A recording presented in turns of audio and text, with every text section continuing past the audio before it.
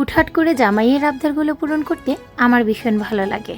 এই যেমন আজকে সকালবেলা আবদার করে বসলো বাইরে কোনো রেস্টুরেন্টে খেতে যাবে, আর সেটা না হলে তাকে বাসায় রেস্টুরেন্টের খাবার বানিয়ে দিতে হবে। বাইরে যেতে আমারও ভীষণ ভালো লাগে, কিন্তু সকাল থেকে এত পরিমাণে বৃষ্টি যে বাইরে বের হওয়ার কোনো উপায় নেই। তাই ভাবলাম জামাইয়ের পছন্দের খাবারগুলো না হয় বাসায় রান্না করে দিই। আর এই তো সকালবেলা ঘুম থেকে উঠে ফ্রিজ থেকে মুরগির মাংস বের করে নিয়েছি, আর মুরগির মাংসটা কেটেও নিয়েছি, সেই সাথে পোলাওর চাল ভিজিয়ে রেখেছি। এখন চালগুলোকে রান্না করে নিব, আর এটাকে আমি প্রায় 80%-এর মতো সিদ্ধ করে নিব। এখন চালটা 80%-এর মতো সিদ্ধ হয়ে যাবে, তখন এগুলোকে নামিয়ে ঠান্ডা পানি দিয়ে ধুয়ে পানি ঝরিয়ে নিব। আর এদিকে কিন্তু চিকেনটা ম্যারিনেট করে নিচ্ছি। তার জন্য আদা, রসুন, জিরা, লবণ দিয়ে দিয়েছি। এখন দিয়ে দিচ্ছি টমেটো সস। আর এই টমেটো সসটা কিন্তু আমার ঘরে বানানো, কালারটা কত সুন্দর দেখেন, ঘনত্বটাও একদম পারফেক্ট।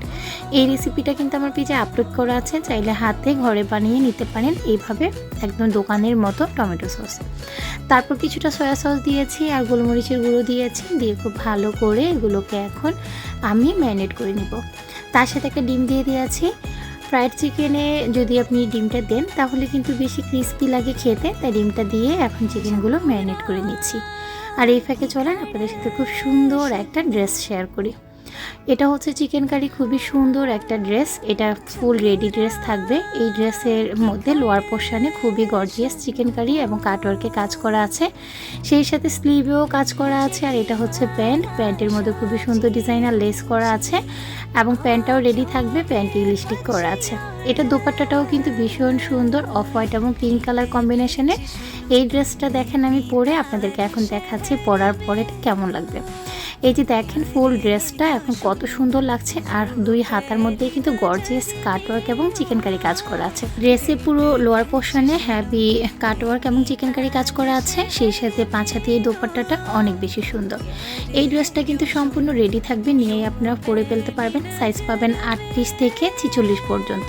সুন্দর এই ড্রেসটা আউটফিট পেজ এভিনে পাবেন, আর আউটফিট পেজ এভিন পেজের লিঙ্কটা আমার এই ভিডিওর কমেন্ট বক্সে এবং ক্যাপশনে দেওয়া থাকবে। তো এখন হচ্ছে আমি ফ্রাইড রাইস তৈরি করব। তার জন্য প্রথমে কড়াইয়ের মধ্যে 2টা ডিম নিয়ে নিয়েছি। এবার ডিমগুলোর মধ্যে কিছুটা লবণ আর গোলমরিচের গুঁড়ো দিয়ে এটাকে স্ক্রাম্বল করে নেব। তো আজকে মূলত আমি এগ ফ্রাইড রাইস তৈরি করছি, তবে আমার কাছে কোনো ভেজিটেবল ছিল না। যদি থাকতো তাহলে কয়েক রকমের ভেজিটেবল দিলে খেতে ভীষণ ভালো লাগতো।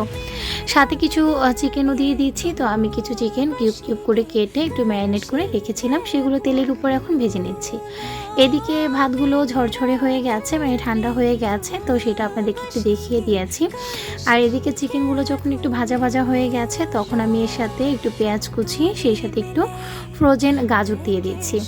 যদিও ফ্রিজে আমার ফ্রোজেন ক্যাপসিকাম ছিল, তবে সেটা আমার দিতে ভালো লাগেনি, কারণ ফ্রাইড রাইসে ক্যাপসিকামটা একটু কচকচে না হলে ভালো লাগে না। তো তার জন্য আর দিইনি। কিছুটা সয়া সস দিয়ে দিয়েছি। এবার আমি যে স্ক্রাম্বল করে রেখেছিলাম ডিমগুলো, সেটা দিয়ে কিছুটা গোলমরিচ দিয়ে দিয়েছি, আর দিয়ে দিচ্ছি কিছুটা টেস্টিং সল্ট।